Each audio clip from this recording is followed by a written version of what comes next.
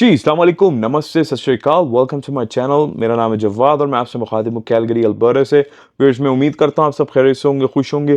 अच्छा जी, Canadian immigration के हवाले से हम डिफरेंट वीडियोज़ अपलोड करते रहते हैं और एक्सप्लेन करते हैं लोगों को कि भाई ये इमिग्रेशन प्रोग्राम्स हैं, ये क्राइटेरिया है, इस तरीके से आप अप्लाई कर सकते हैं।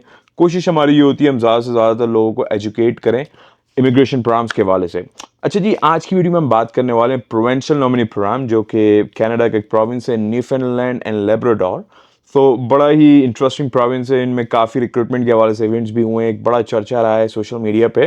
तो जी, इसका एक प्रोविंशियल नॉमिनी प्रोग्राम है। पहले हमने कुछ दूसरे इसकी स्ट्रीम्स को डिस्कस किया है। आज एक और नई स्ट्रीम की हम बात करने वाले हैं। अच्छा जी, इस वक्त करंटली जो इमिग्रेशन की सूरत हाल है कनाडा में, इस वक्त इंटरनेशनल स्टूडेंट्स जो हैं बहुत स्ट्रगल कर रहे हैं इमिग्रेशन लेने में।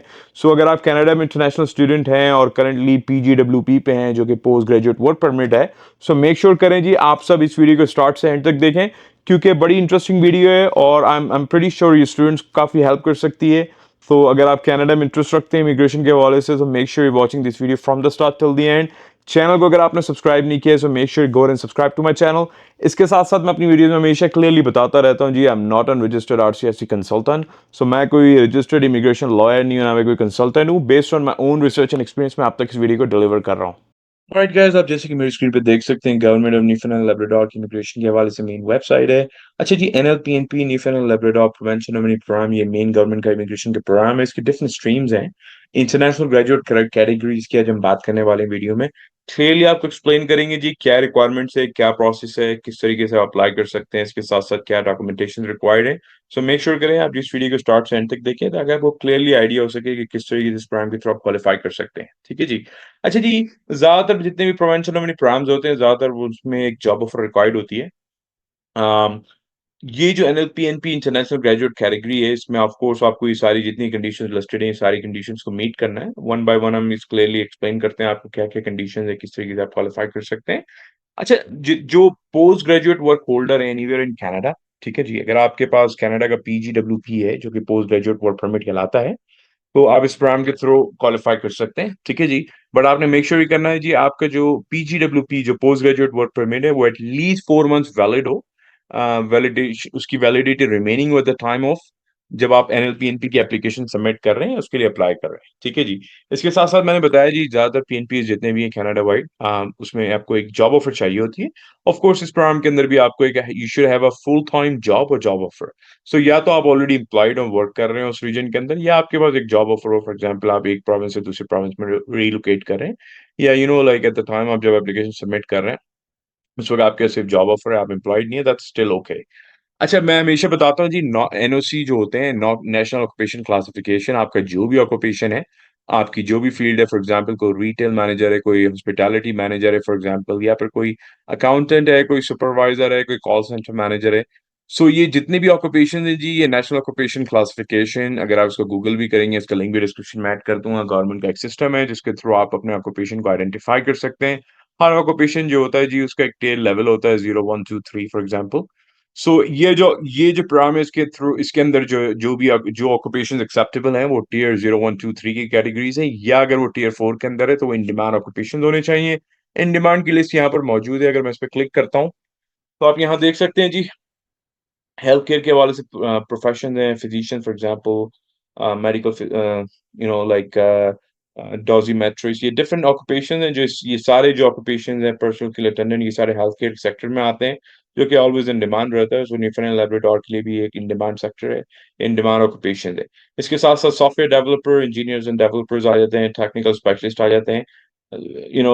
काफी एक लंबी लिस्ट है, आप इनको गो थ्रू कर सकते हैं। ऑफ कोर्स कुछ एग्री एक्यूकल्चर के हवाले से भी कुछ सेक्टर ऑक्यूपेशंस हैं, कुछ हैं इंपॉर्टेंट ऑक्यूपेशन जो कि इन डिमांड है करंटली। अब इनको भी रिव्यू कर सकते हैं साथ-साथ।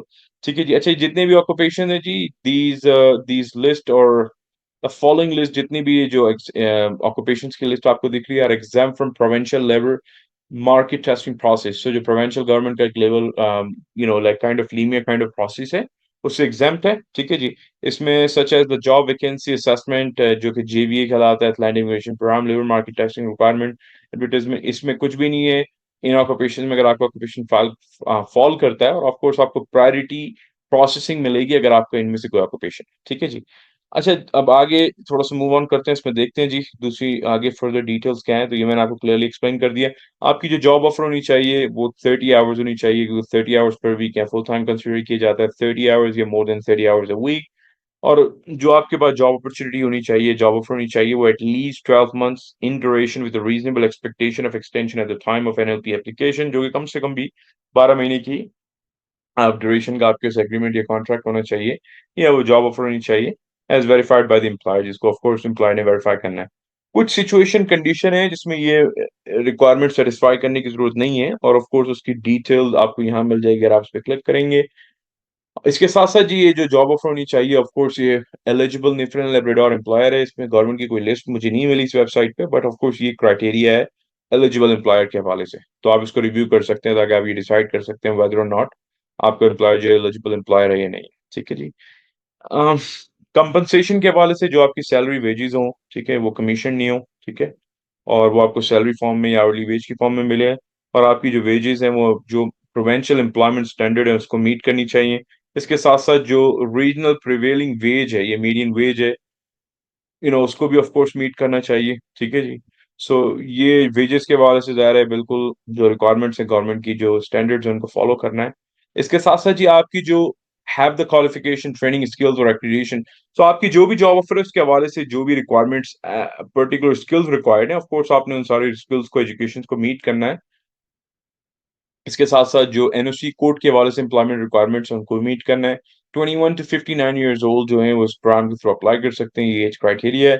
एंड ऑफ कोर्स आपकी जो इंटेंशन होनी चाहिए कि आपने जी परमानेंटली न्यूफाउंडलैंड लैब्राडोर में सेटल डाउन होना है। अगर आपकी फैमिली, आप उनके साथ सेटल डाउन हो सकते हैं।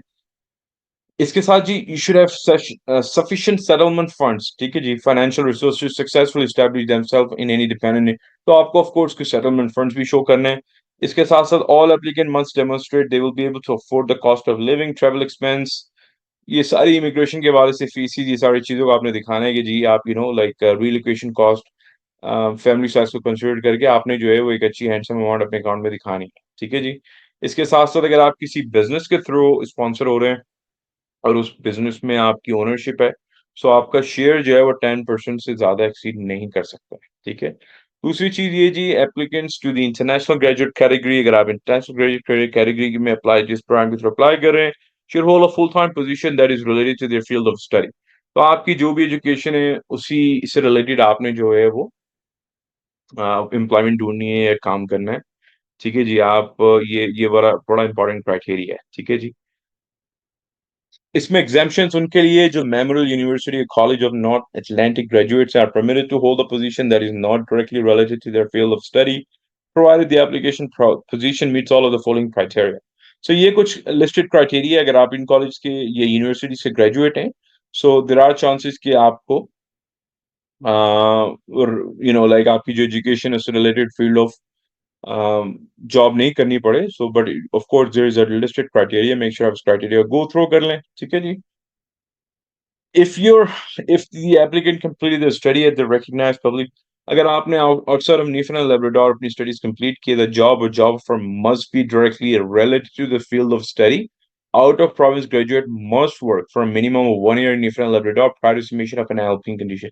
So ये एक additional condition है, अगर आप NLP Newfoundland Labrador में already मौजूद हैं, then of course ये आप पर applicable नहीं होगा। बट अगर आप out of province graduate हैं, आप कहीं और province से relocate कर रहे हैं, तो सबसे पहले आपने वहाँ मूव होना है, 1 साल काम करना है, ठीक है जी? इसके साथ-साथ आपने जो है अपनी स्टडीज़ के हवाले से जो भी आपकी फील्ड ऑफ स्टडी है, उससे रिलेटेड आपने डायरेक्टली रिलेटेड जॉब फाइंड करनी है, ठीक है? Applicants with tier 4 in demand must submit a valid proficiency test, अगर आपका टियर 4 का ऑक्यूपेशन है, तो जी ये आइल्स के हवाले से रिक्वायरमेंट्स है, जिसको आप गो थ्रू कर सकते हैं, जो कि लिसनिंग 4.4, सीएलबी 4 बहुत रीज़नेबल है। मिनिमम रिक्वायरमेंट स्कोर्स हैं, ठीक है जी? सो इसके हिसाब से आप जो है अपने स्कोर्स देख सकते हैं, इसमें कुछ लिस्टेड है क्राइटेरिया, अगर आप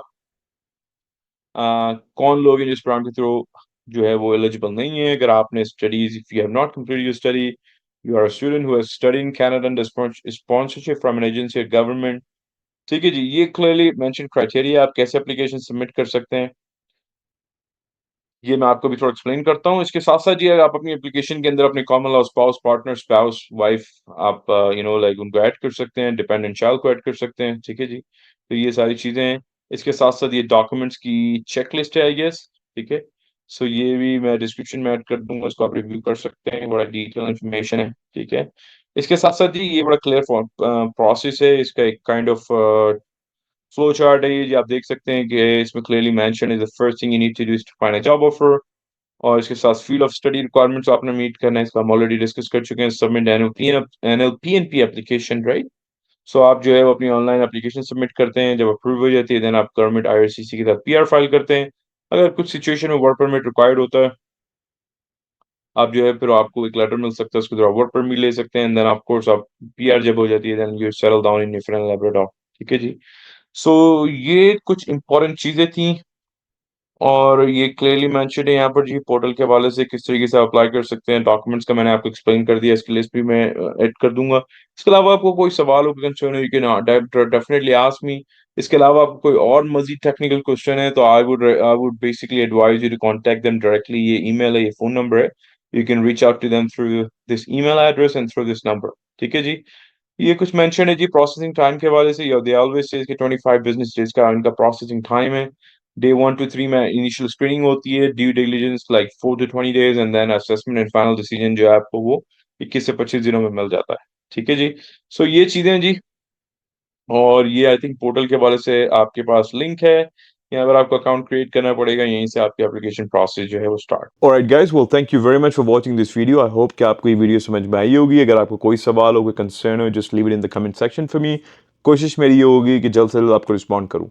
Thank you once again for watching. Take care of yourself. मिलते हैं इंशाल्लाह नेक्स्ट वीडियो में बहुत जल्द। Thank you once again. Bye bye.